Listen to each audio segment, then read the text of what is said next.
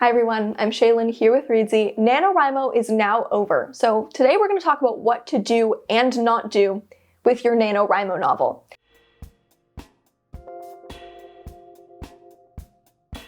NaNoWriMo is a bit unique because instead of just writing on your own time, everyone is trying to do the same writing challenge in the same period of time. And because the whole point of NaNoWriMo, or National Novel Writing Month, is to turn off your internal editor and just write and get the book down, sometimes you can leave NaNoWriMo with a manuscript, which is great, but it can also be a bit of a mess, especially if you've used NaNoWriMo to write your first book, which I did. I used NaNoWriMo to get my first book done. You may not know what to do with this book at the end of the month, so let's just run through the do's and don'ts of post-NaNoWriMo life. Number 1, do allow yourself to take a break. Because let's be honest, you deserve it. You deserve a break and some congratulations. Not everyone will write a full manuscript in NaNoWriMo. After all, most books are more than 50,000 words long. But whether you completed your book or not, this is a really big challenge. And in order to avoid burnout, if you feel like you need a break, definitely allow yourself to take one. It's great if you build up a consistent writing habit throughout November, but it's not sustainable for everyone, and it's best to take breaks before you get burnt out rather than trying to recover from a burnout, which can be very difficult. Tip number 2, do evaluate how NaNoWriMo helped or didn't help your writing process. Writing at peak intensity can teach you a lot about your workflow and your writing process. For example, NaNoWriMo has taught me that writing every day is great for my writing process, but only for limited amounts of time.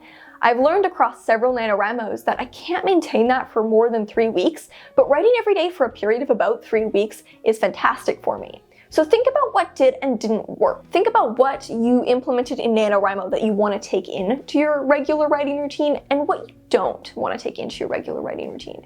Maybe you learned that word goals do not work for you, but writing every day for you is great. 3, do back up your work. Computer crashes can strike out of nowhere. I once had a very bad computer crash on a really new computer. It was like a 4-month-old computer that just crashed out of nowhere. And the only reason I didn't lose any work is because I had backed up all my work literally the day beforehand.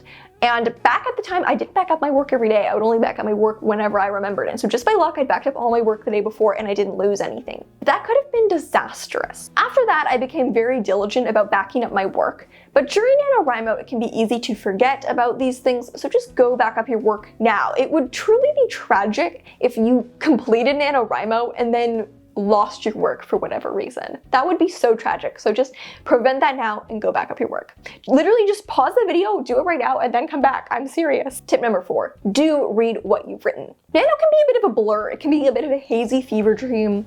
For people like me, I usually read my work over a lot as I'm writing it, but during NaNoWriMo, I tend to just focus on writing and I don't really read my work. Reacquaint yourself and reorient yourself in the story by taking the time to actually see what you just did over the past month. First of all, this can give you an idea of changes or edits you want to make, but it can also make you appreciate the story for what it is. It can help you find value in what you just spent a month writing. I know it's often said not to read your work while you're writing it, but I do find that in almost every case, rereading my work makes me appreciate it more rather than feeling worse about it. Tip number 5, do evaluate your story. As you read over your work, take note of any changes that you might like to make. Take note of what is or isn't working and what's in line or not in line with your vision for the book. The mindset of NaNoWriMo is to draft and not revise, which can be really helpful for helping people finish manuscripts. But as a result, sometimes you've created a bit of a mess.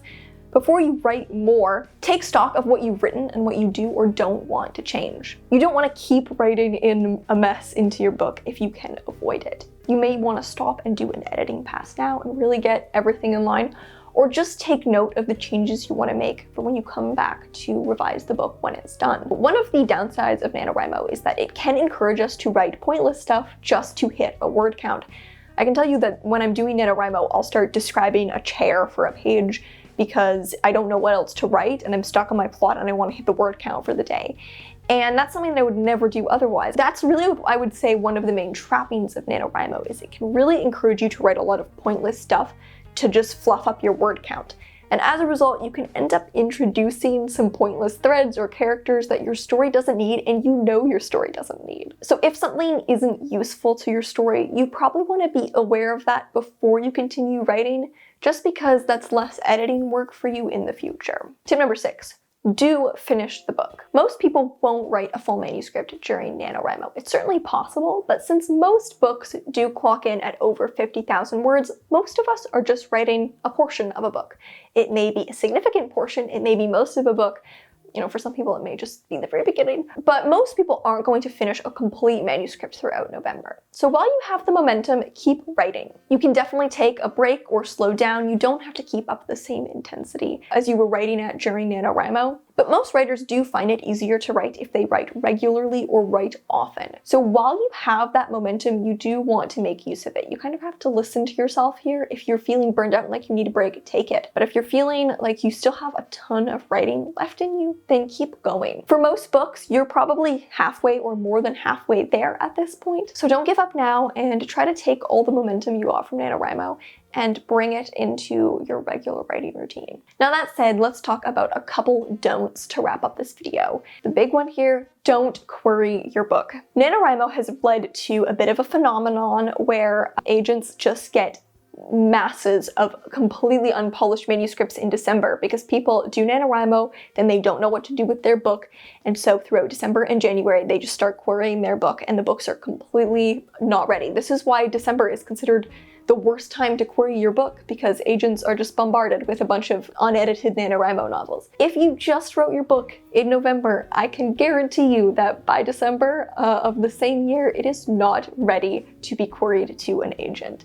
It's just not possible, I don't think, to write a book in 30 days and have it be immediately ready to query. If you're querying agents, you do need a very polished manuscript. The market is very competitive for querying authors, so something that you just wrote in 30 days probably isn't polished enough. So don't query your book. If you finished your book, congratulations, but now is the time to make a plan for how you're going to revise it, not how you're going to query it. And finally, tip number 8, don't get overwhelmed by the mess. Again, one of the trappings of NaNoWriMo is that it can lead you to write a bit of a messy manuscript because you're just writing a whole book and not stopping and not really stopping to think, and sometimes you can just introduce a mess and you're not going to stop to fix it. It can be overwhelming, but don't let that deter you from continuing to work on the book or continuing to edit the book. Getting used to the messiness of a draft is a really important part of being a writer who is willing and able to tackle revisions. For a long time, not even after NaNoWriMo, just in general, I found revision very overwhelming because I would get so overwhelmed by the messiness of my drafts and I didn't want to revise them for that reason. So it's really important to just get comfortable with messiness and messy drafts, and don't let that deter you from completing the book. It's normal to have a messy first draft. It's normal to have a draft that has a lot of problems and needs a lot of revision. This is so normal, and it is possible to take this mess that you just created and turn it into something amazing and polished. But it just can't get there if you get too overwhelmed by the mess and put it aside now. So that's all for this video. Thank you guys so much for watching. I would love to hear how your NaNoWriMo went in the comments. How many words did you write? Did you complete a book? Was it your first book? Please share your NaNoWriMo 2022 story in the comments. So thank you so much for watching. Remember to subscribe and turn on notifications so you don't miss any new videos from us. We've got new writing, editing, and publishing tips every Tuesday and Friday. Until next time, bye.